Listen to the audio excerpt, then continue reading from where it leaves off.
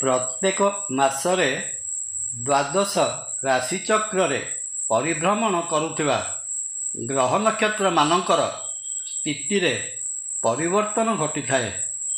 ସେହି ଅନୁସାରେ ପ୍ରତ୍ୟେକ ମାସରେ ରାଶିମାନଙ୍କର ଜ୍ୟୋତିଷୀୟ ଫଳାଫଳ ଭିନ୍ନ ଭିନ୍ନ ହୋଇଥାଏ।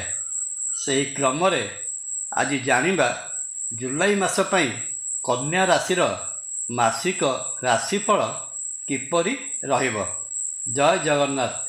ନମସ୍କାର, ମୁଁ ତପନ ଡାଇଜେଷ୍ଟକୁ ଆପଣଙ୍କୁ ସ୍ୱାଗତ। କନ୍ୟା ରାଶି ଦ୍ୱାଦଶ ରାଶିଚକ୍ରର ଷଷ୍ଠ ରାଶି କନ୍ୟା ରାଶି। ବୈଦିକ ଜ୍ୟୋତିଷ ଶାସ୍ତ୍ର ଅନୁଯାୟୀ ବୁଧ ମହାଗ୍ରହ କନ୍ୟା ରାଶିର ଅଧିପତି ହୋଇଥାନ୍ତି। 2025 ମସିହା ଜୁଲାଇ ମାସରେ କନ୍ୟା ରାଶିର ଆର୍ଥିକ ଅବସ୍ଥା ସମ୍ପର୍କରେ ଆଲୋଚନା କଲେ ଜଣାଯାଏ, ଏ ମାସରେ କନ୍ୟା ରାଶି ଜାତ ବ୍ୟକ୍ତିଙ୍କର ଆର୍ଥିକ ଅବସ୍ଥା ବେଶ୍ ସୁଦୃଢ଼ ରହିବ। କନ୍ୟା ରାଶିର ଦ୍ୱିତୀୟ ଧନସ୍ଥାନର ଅଧିପତି ଶୁକ୍ର କନ୍ୟା ରାଶିର ଭାଗ୍ୟସ୍ଥାନ ନିଜ ଘର ବୃଷ ରାଶିରେ ଅବସ୍ଥାନ କରୁଥିବାରୁ କନ୍ୟା ରାଶି ବ୍ୟକ୍ତି ଅର୍ଥ ଉପାର୍ଜନରେ ବେଶ୍ ପାରଙ୍ଗମ ହେବେ। ଏହା ସାଙ୍ଗକୁ ଧନକାରକ ଗ୍ରହ ବୃହସ୍ପତିଙ୍କର ପଞ୍ଚମ ଦୃଷ୍ଟିରେ କନ୍ୟା ରାଶିର ଧନଭାବ ରହୁଥିବାରୁ କନ୍ୟା ରାଶିର ଧନଭାବରେ ବୃଦ୍ଧି ଘଟାଇବେ। ସଞ୍ଚିତ ଧନର ପରିମାଣ ବୃଦ୍ଧି ପାଇବ। କନ୍ୟା ରାଶିର ଅଧିପତି ବୁଧ ସୂର୍ଯ୍ୟ ସହିତ ଅବସ୍ଥାନ କରି ବୁଧାଦିତ୍ୟ ଯୋଗ ସୃଷ୍ଟି କରୁଥିବାରୁ ନିଜ ପରିଶ୍ରମରେ ଆକସ୍ମିକ ଭାବରେ ଧନ ସମ୍ପଦ ଲାଭ କରିବାର ପ୍ରବଳ ସମ୍ଭାବନା ଦେଖାଯାଏ। ଜୁଲାଇ ମାସରେ କନ୍ୟା ରାଶିର କର୍ମଭାବ ବା କ୍ୟାରିୟର ସମ୍ପର୍କରେ ଆଲୋଚନା କଲେ ଜଣାଯାଏ, କନ୍ୟା ରାଶିର କର୍ମଭାବର ଅଧିପତି ସ୍ୱୟଂ ବୁଧ ଆୟ ଭାବରେ ରହିଥିବାରୁ ବାଣିଜ୍ୟ ବେପାର କ୍ଷେତ୍ରରୁ ପ୍ରବଳ ଧନ ଉପାର୍ଜନ କରାଇବେ। ଶିକ୍ଷା, ଅର୍ଥ, ଓକିଲାତି, କନସଲଟାନ୍ସି ଓ ସାମ୍ବାଦିକତା ପ୍ରଭୃତି କ୍ଷେତ୍ରରେ କାମ କରୁଥିବା କନ୍ୟା ରାଶି ଜାତ ବ୍ୟକ୍ତି ଏହିସବୁ କ୍ଷେତ୍ରରେ ନାମ, ଯଶ ଓ ଅର୍ଥ କମାଇବାକୁ ସମର୍ଥ ହେବେ।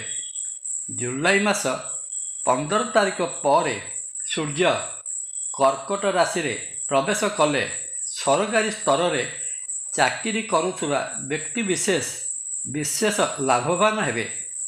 କର୍ମକ୍ଷେତ୍ରରେ ବା ଚାକିରି କ୍ଷେତ୍ରରେ ନେତୃତ୍ୱ ନେବାର ସୁଯୋଗ ଆସିବ। ପ୍ରଶାସନିକ କ୍ଷମତା ହାସଲ କରିବେ। ଆର୍ଥିକ କ୍ଷେତ୍ର ସହିତ ସମ୍ପୃକ୍ତ ବ୍ୟକ୍ତିବିଶେଷ ନିଜ ବାକ୍ ପଟୁତାରେ କାମ କରୁଥିବା ସଂସ୍ଥାର କାର୍ଯ୍ୟଦକ୍ଷତାରେ ସୁଧାର ଆଣିବାକୁ ସମର୍ଥ ହେବେ। କିନ୍ତୁ ଏ ମାସରେ କନ୍ୟା ରାଶିର ଷଷ୍ଠ ଭାବର ଅଧିପତି ଶନି ସପ୍ତମ ଭାବରେ ରହି କନ୍ୟା ରାଶି ଉପରେ ଦୃଷ୍ଟି ପ୍ରଦାନ କରୁଥିବାରୁ କେତେକ ସମୟରେ କନ୍ୟା ରାଶି ବ୍ୟକ୍ତିଙ୍କର କର୍ମକ୍ଷେତ୍ରରେ ଅହେତୁକ ବିଳମ୍ବତା ଦେଖାଦେଇପାରେ। ପାରିବାରିକ ଦୃଷ୍ଟିକୋଣରୁ ଜୁଲାଇ ମାସଟି କନ୍ୟା ରାଶି ପାଇଁ ଅନୁକୂଳ ଫଳ ପ୍ରଦାନ କରିବ। କନ୍ୟା ରାଶିର ଦ୍ୱିତୀୟ କୁଟୁମ୍ବ ସ୍ଥାନର ଅଧିପତି ଶୁକ୍ର କନ୍ୟା ରାଶିର ଭାଗ୍ୟଭାବ ବୃଷ ରାଶିରେ ନିଜ ଘରେ ଅବସ୍ଥାନ କରିଥିବାରୁ କନ୍ୟା ରାଶି ଜାତ ବ୍ୟକ୍ତିଙ୍କର ପରିବାରରେ ସୁଖ, ଶାନ୍ତି ଓ ସମୃଦ୍ଧି ବାସ କରିବ। ପରିବାରରେ ହର୍ଷ ଉଲ୍ଲାସ ଲାଗି ରହିବ। ପରିବାରର ପ୍ରତ୍ୟେକ ସଦସ୍ୟ ନିଜ ନିଜ ଭିତରେ ତଥା ବନ୍ଧୁବାନ୍ଧବଙ୍କ ସହିତ ଉତ୍ତମ ସମ୍ପର୍କ ରକ୍ଷା କରିବେ। ନୈସର୍ଗିକ ଶୁଭଗ୍ରହ ବୃହସ୍ପତିଙ୍କର ଦୃଷ୍ଟି ଦ୍ୱିତୀୟ କୁଟୁମ୍ବ ସ୍ଥାନ ଉପରେ ରହିଥିବାରୁ ପରିବାରରେ ଦେବପୂଜନ ଓ ଧର୍ମକର୍ମ ଭଳି କାର୍ଯ୍ୟକ୍ରମ ଅନୁଷ୍ଠିତ ହେବ। ସପରିବାର ତୀର୍ଥ ଭ୍ରମଣ ବା ଦେବ ଦର୍ଶନରେ ଯାଇପାରନ୍ତି। ଆଗାମୀ ଦିନରେ ଗୃହରେ ମାଙ୍ଗଳିକ କାର୍ଯ୍ୟ କରିବା ପାଇଁ ପରିବାରର ସମସ୍ତ ମିଶି ଆଲୋଚନା କରିପାରନ୍ତି। ସ୍ୱାସ୍ଥ୍ୟ ଦୃଷ୍ଟିରୁ ଦେଖିବାକୁ ଗଲେ ଜୁଲାଇ ମାସଟି କନ୍ୟା ରାଶି ପାଇଁ ମଧ୍ୟମ ଧରଣର ରହିବ। କନ୍ୟା ରାଶି ଅଧିପତି ବୁଧ ମାସ ସାରା ଲାଭ ଭାବରେ ରହି ଉତ୍ତମ ସ୍ୱାସ୍ଥ୍ୟ ସମ୍ପର୍କରେ ସୂଚନା ଦେଇଥାନ୍ତି। ଶରୀରରେ ରୋଗ ପ୍ରତିରୋଧକ ଶକ୍ତି ଉତ୍ତମ ରହିବ। କିନ୍ତୁ ଜୁଲାଇ ମାସ 18 ତାରିଖ ଠାରୁ ବୁଧ କର୍କଟ ରାଶିରେ ବକ୍ରି ହେଲେ ହୁଏତ ସ୍ୱାସ୍ଥ୍ୟଗତ ସମସ୍ୟା କିଛି ଦେଖାଦେଇପାରେ।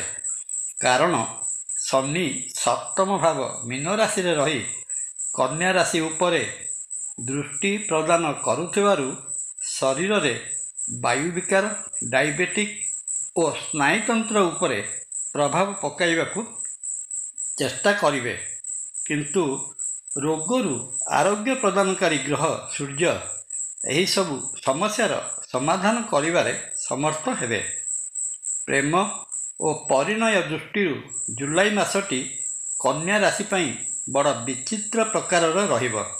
କନ୍ୟା ରାଶିର ପଞ୍ଚମ ଭାବ ପ୍ରେମ ଭାବର ଅଧିପତି ଶନି ସପ୍ତମ ଭାବରେ ଅବସ୍ଥାନ କରିଥିବାରୁ ଉତ୍ତମ ପ୍ରେମ ସମ୍ପର୍କରେ ଥିବା କନ୍ୟା ରାଶି ଜାତ ବ୍ୟକ୍ତି ପ୍ରେମ ସମ୍ପର୍କକୁ ବୈବାହିକ ସମ୍ପର୍କରେ ପରିଣତ କରିବା ପାଇଁ ଚେଷ୍ଟା କରିବେ।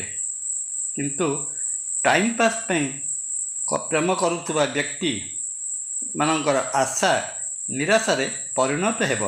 ଏ ତ ଗଲା ମୋଟାମୋଟି ଭାବରେ କନ୍ୟା ରାଶି ପାଇଁ ଜୁଲାଇ ମାସର ମାସିକ ରାଶି ଫଳ।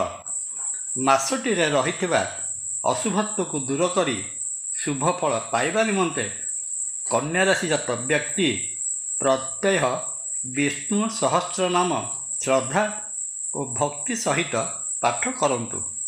ଶ୍ରୀକ୍ଷେତ୍ର ପୁରୀରେ ବିରାଜିତ ମହାବିଷ୍ଣୁ ରଥାରୂଢ଼ ଶ୍ରୀ ଜଗନ୍ନାଥ ମହାପ୍ରଭୁଙ୍କୁ ଦର୍ଶନ କଲେ କନ୍ୟା ରାଶି ଜାତ ବ୍ୟକ୍ତିଙ୍କର ଜନ୍ମ ଜନ୍ମାନ୍ତରରୁ ରହିଥିବା ଦୋଷ ଖଣ୍ଡନ ହୋଇ ମନବାଞ୍ଛିତ ଫଳ ପ୍ରାପ୍ତ ହୋଇଥାଏ। ଜୟ ଜଗନ୍ନାଥ। ଭିଡ଼ିଓ ଭଲ ଲାଗିଲେ ଲାଇକ୍, କମେଣ୍ଟ, ସବସ୍କ୍ରାଇବ୍ ଓ ସେୟାର କରିବା ପାଇଁ ଅନୁରୋଧ। ନମସ୍କାର। ତପନ।